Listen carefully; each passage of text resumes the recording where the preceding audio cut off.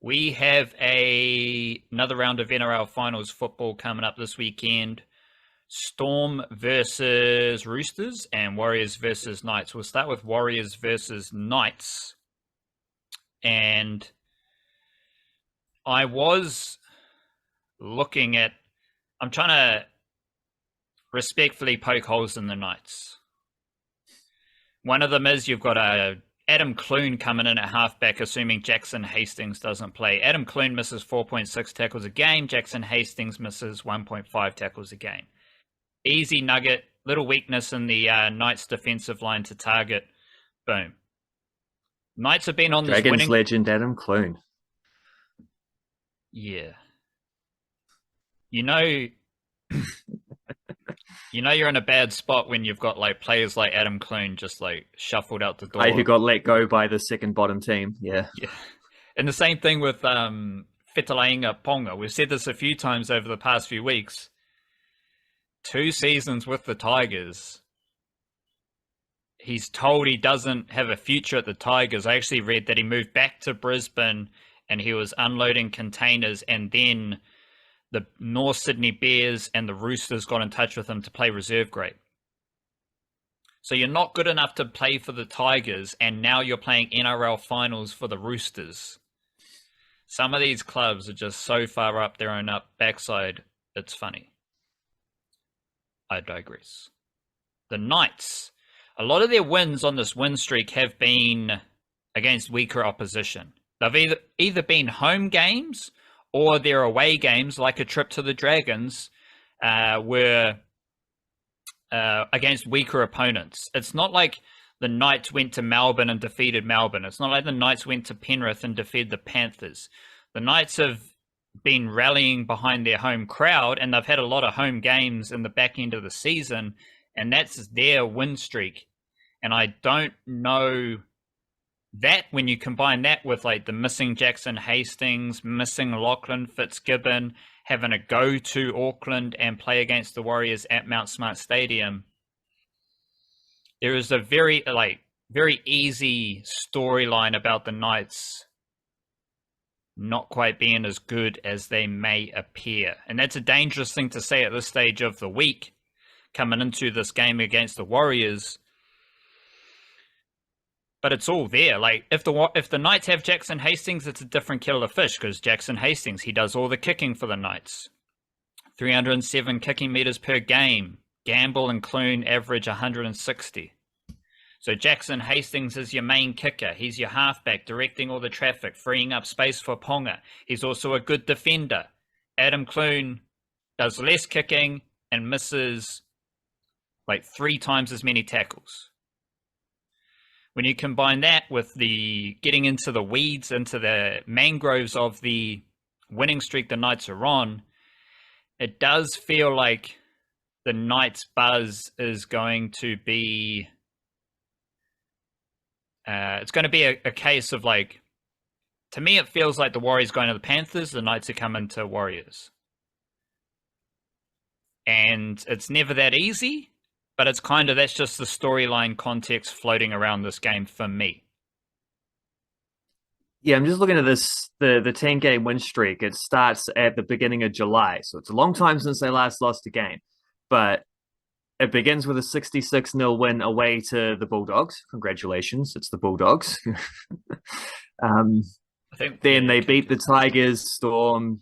They did 6 of these... so Tigers, Storm, Raiders, Dolphins, Bulldogs again, Rabbitohs, and then Sharks, Dragons, and Raiders in Golden Point in the finals. 6 of those 10 games were at home. The 4 away games were that Bulldogs won, the first Bulldogs won, a nice handy win over the Raiders, a 2-point win over the Dolphins, and then a 20-point win over the Dragons. So I think that's one finals team away in that 10-game streak, and it was the Raiders who they then beat at home only just in the finals later on. So you can't really poke holes in a 10-game winning streak because it's still a 10-game winning streak. But if you're going to look for some kind of like I don't know, some kind of soft landing on there for Warriors fans. That is probably it. Is that perhaps as far as 10-game win streaks go, it's been there's been some convenience involved as well as them, as well as Kalen Ponga playing some outstanding footy and whatnot, and the team's clearly firing, team's clearly confident, but a few things did go their way in terms of the draw as far as that goes. It's not like they had beaten, the game directly before the 10-game win streak was a 20-12 loss away to the Panthers. Like if they'd won that game and it was an 11-game win streak, then we're talking about something different, but they haven't had a statement win like that, other than like laying down hidings upon some of the weaker teams in the competition. Generally, if your win streak features 2 wins over the Bulldogs or 2 wins over the Tigers, it's a bit of a weird win streak, and I'm not buying into it a great deal. But shout out to the Knights. Obviously, Greg Marzhew, Mangarides Jr., Leo Thompson, Napier Maris Jr., they're part of that Knights team. And I wrote this morning in my Kiwi-NRL preview about Leo Thompson. He's going to play an interesting role specifically in stopping Adam Whenua-Blake, I reckon, because he has a defensive focus. He's made the second most tackles for the Knights this season behind Phoenix Crossland, averages 30 tackles a game. And he is a very good defender. He's big, he's mobile, and the Knights with Marzhew, with Dominic Young, Bradman, Best, Dane Gagai, the Saifidi brothers, Tyson Frizzell. There's a lot of runners in that Knights team, and Leo Thompson doesn't necessarily have to take 15 runs a game. That's why his meters are never as eye-catching as other players, but he does put that effort into the defense, and I think he's going to be crucial in stopping Whenua-Blake. So watch out for him. The Warriors, it's basically Sean Johnson's back, hopefully, and you've got everything else is pretty stock standard, including the bench. And this is an interesting idea because the Knights, we've seen them, Greg Marzhew and Dominic Young are among the best try scorers in the NRL because the Knights go to either edge, and Kalen Ponga is going to either edge. He had been like a more left side focused player. Now he's popping up on the right edge and the left edge, usually 2 passes wide.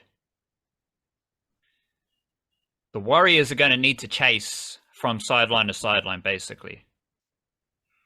And you don't want too many big bodies if that's your defensive plan.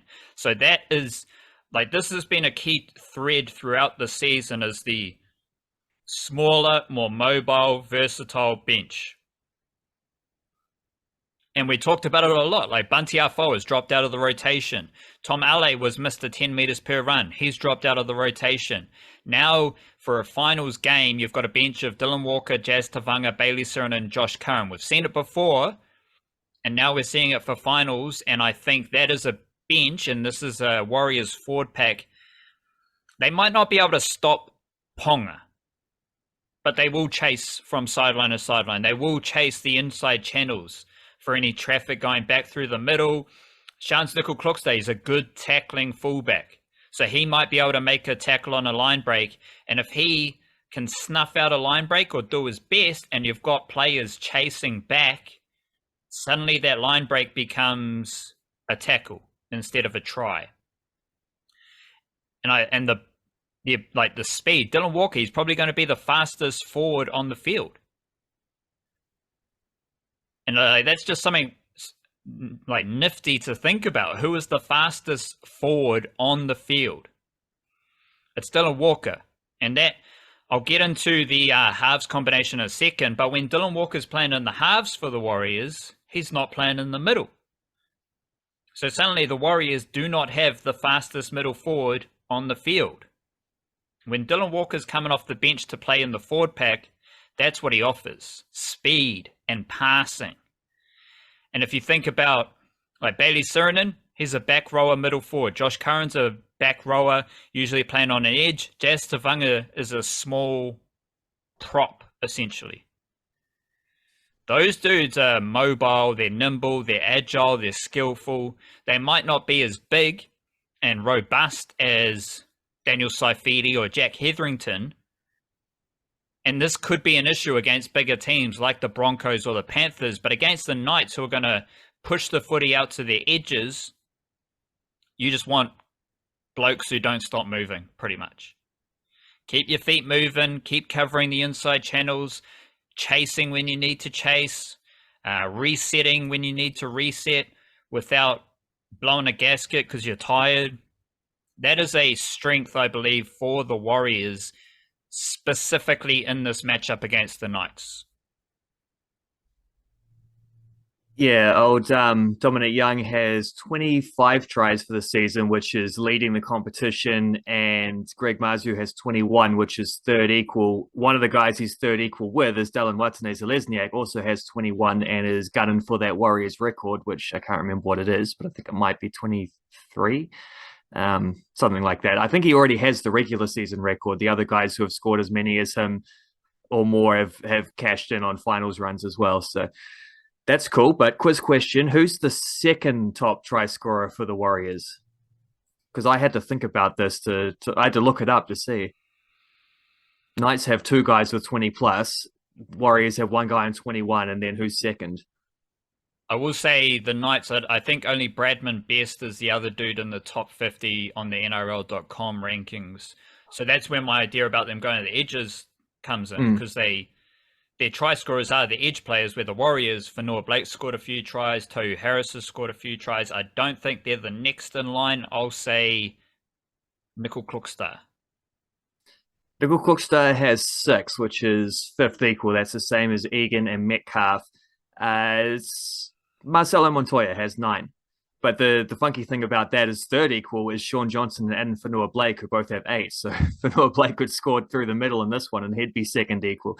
I think Bradman Best, I was looking at this before just to check the try scorer things. I think you're right, he is the next best, but it's a drop-off. He's sort of got 10 or 13 or something around that range. But I think he's also second to Ponga for try assists for the Knights. I might just check that again, which adds to that same thing, doesn't it? Because that's a center that's going through the hands, center to wing scores kind of thing. We talked about this ahead of the Panthers game, Tamaire Martin and Shaun Johnson. The whole idea of Tamaire Martin's skill set and his short-sider attacking ability, well, if Shaun Johnson's not playing, it doesn't matter. Yeah. So that was a bummer, especially when you've got Dylan Walker in the halves and neither of them... Yeah, forget the Panthers game, but that, like, everything there applies now for the Knights game. And I think I did have a development pondering this where, like, for Tamaire Martin to do his best short-sider work, you need the big shape stretched out to the other side of the field. So that's where having Shaun Johnson in the team, he's directing, he's setting up the shape, he's a threat himself. So the open side, they need to make sure they got the right numbers. They need to be maybe doubling up on a certain little pocket. That's when Tamaire Martin can shine as a short-sider. Shaun Johnson is stretching out the open side, and that leaves even numbers with lots of space for Tamaire Martin to work in on the short side. If the defense, and the Panthers, great defensive team, if the defense is well set up on the short side and there's no momentum for the Warriors, then the short-sider idea doesn't really apply. But if you've got Shaun Johnson on the open side with all of his options, with all the options of Harris, Fanua Blake, starting with Wade Egan, if all those little, I'm gonna bring in the rugby union parlance here with the pods. Rugby Union World Cup, you've seen a lot of the pods. So you get a catcher and he's got the two guys basically in his pocket. They hit it up. They set up the ruck. Bang, quick ball. The Warriors, their shape, you've got those pods. They're not the same pods, but a pod is just a good way to view it.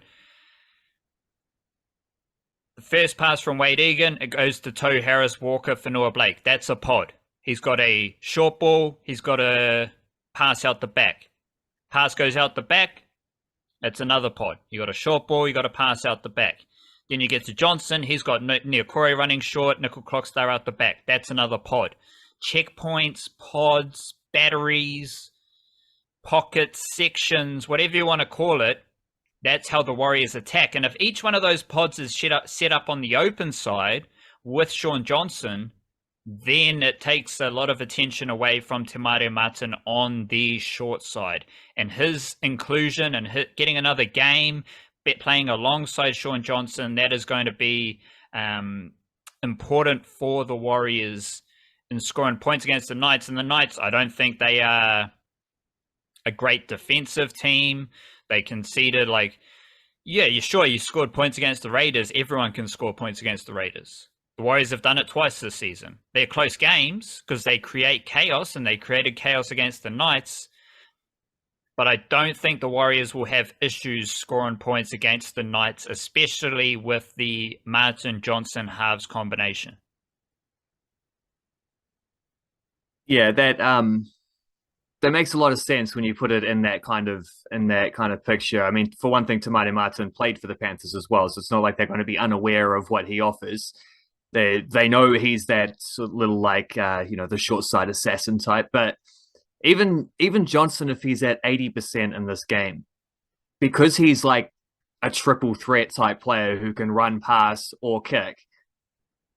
Because of that, and kick in a variety of options, pass in a variety of options as well. He's got the cutout ball, he's got the short ball to big man running off him kind of thing.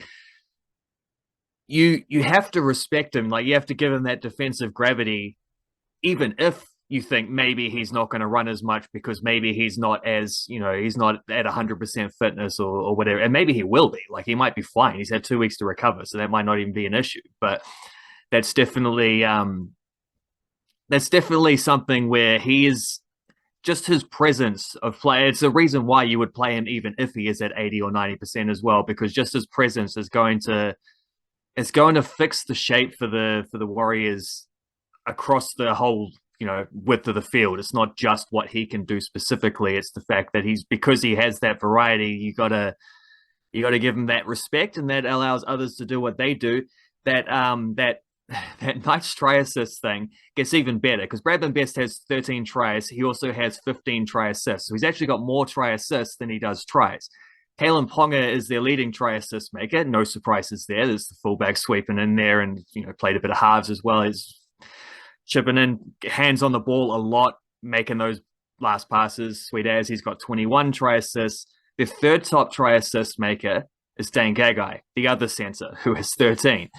You look at the Warriors, Sean Johnson, 27 try assists. No one else has double figures, but it's actually Pompey and Berry who are next with 9 and 8, respectively. So there's a little bit of a tail of the tape there, I think, as to these two teams. When you did say Pompey and Berry try assisters as well, which is similar to the Knights centres, but when you combine the try scorers and the try assisters, you find a lot more variety in how the Warriors score their tries compared to the Knights. And I think that makes it easier for the Warriors to stop the Knights scoring tries, and it makes it harder for the Knights to stop the Warriors scoring tries, because if the Knights overcompensate to try and stop Fanua Blake hitting a hole, to stop Tohu Harris in the middle with time and space, even if they overcompensate on Wade Egan. Wade Egan, I think he was the best dummy half against the Panthers on the field. I think he's going to be the best dummy half in this game as well. If the Knights overcompensate to slow down Egan in the middle, he's just firing a no-look pass out to the first pod, hit the second pod, hit the third pod, bang, we're hitting the space on the edges. But if the Knights overcompensate on Niokore hitting a short ball, Jackson Ford hitting a short ball, but then Fanua Blake's going through the middle. Tohu Harris is going through the middle. And that variety, I think, is going to work in the Warriors' favour in attack and defence against the Knights, who, especially with Jackson Hastings out, it's going to be interesting to see if the Knights are able to shift the footy how they want to, how they have in their winning streak, featuring 2 wins over the Bulldogs. And the Knights have played the Warriors twice this year. The first was in round 1, which I believe was in Wellington, wasn't it? And the Warriors won that one. Next was in round 6. The Knights won at McDonald's Jones Stadium. That was in April though, so it feels like those were a long time ago. And I'm not sure how much we can take from that, but it does add to the thing. Like, the home team won both times. Warriors are going to have a massive home crowd. That does feel like the biggest factor in this game. We, of course, also have the Roosters versus the Storm. And I realized this morning that across the two finals games this weekend, 8 wingers are named, 2 for each team, 4 teams, 8 wingers. Only one of them is, well, actually, given that Marcelo Montoya is a Fijian international, none of them want to play for Australia. Some of them are Aotearoa Kiwis wingers. Some of them, like Remus Smith and Marcelo Montoya, born and raised in Australia, but Remus Smith seems to be in the Aotearoa Kiwis mixer. As I said, Montoya's playing Fiji. So we'll go through the wingers named for these two games. Will Warbrick, he's from Kawerau. Remus Smith, son of Tyron Smith. So he's Indigenous, and Tyron Smith's from Aotearoa.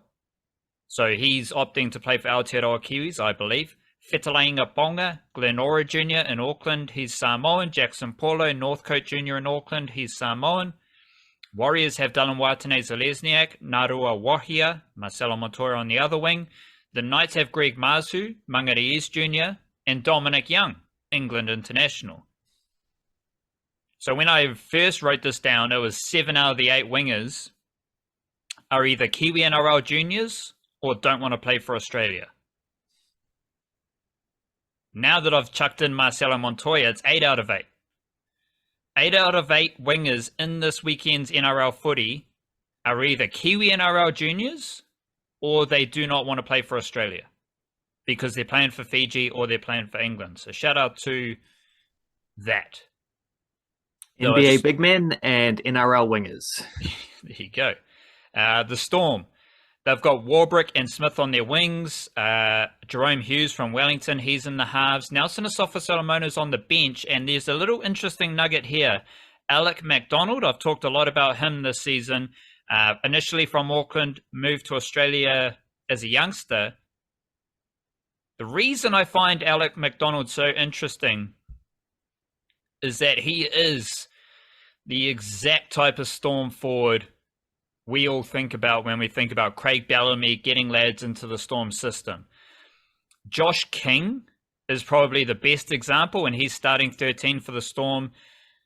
He was barely making a dent. I think he was in the Knights before he went to the Storm, and he's just like fantastic every single week. He's replaced Dale Finucane, maybe not to that extent, but he's doing the same role. Alec MacDonald is that guy. Probably wouldn't be an NRL player at any other NRL club. But he gets into the Storm, he rips in, he's mobile, he's a smaller forward, lighter, but he's just all grit, all energy, and he wasn't playing last week against the Broncos. This is interesting because I think the combination with him and Asofa-Solomona in the middle will be very important for the Storm. Asofa-Solomona is fantastic. He's destructive, he causes chaos, and he's big, he's massive, but he's also mobile, so there isn't any defensive liability with Asofa-Solomona, even when he's playing edge forward. But if you can sprinkle Alec MacDonald alongside Asofa-Solomona, that is a great little combination there. Because MacDonald's just going to be running everywhere, and you can kind of let Asofa-Solomona chill out a wee bit. So watch out for that. The Roosters, as I said, Ponga, Paulo, and you got Brandon Smith at hooker, Siwa Wong starting edge forward. Would be fantastic if Nofahu White-Bay Roskell Jr. came off the extended bench onto the bench, but I don't think that will happen. Brandon Smith, he returns to Melbourne. That whole storyline.